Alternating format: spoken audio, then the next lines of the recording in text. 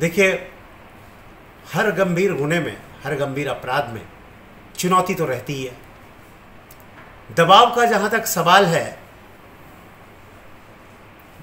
पृष्ठभूमि को देखते हुए, मेरे पुराने रिकॉर्ड को देखते हुए, दबाव मुझ पर आते नहीं, और जो आते हैं उसे, अगर वो गैर कानूनी है तो मैं उसे कभी मानता नहीं। इसलिए दबाव आने का तो प्रश्न ही नहीं उठता। दूसरा सवाल बहुत ही मौजू और बहुत ही सटीक है कि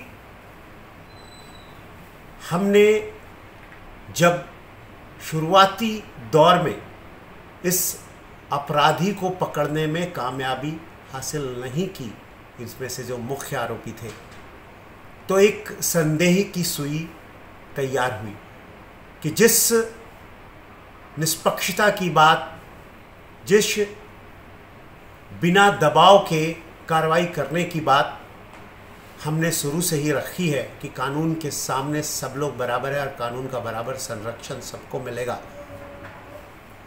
उस पे कहीं चोट तो नहीं पहुंची है।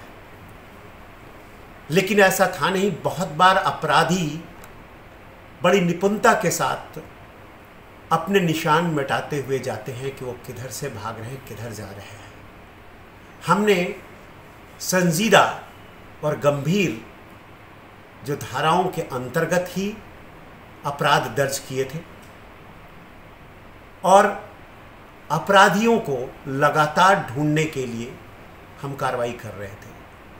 अलग अलग समयों में अब तक 9 आरोपियों को हमने गिरफ्त में ले लिया था, और जो प्रमुख 4 आरोपी थे वो तब तक फरार थे। और इसलिए ये प्रश्न जन सामान्य और मीडिया के दिमाग में कहीं ना कहीं था ज़रूर, और उसकी अभिव्यक्ति भी विभिन्न समूह संचार माध्यमों के द्वारा हो रही थी।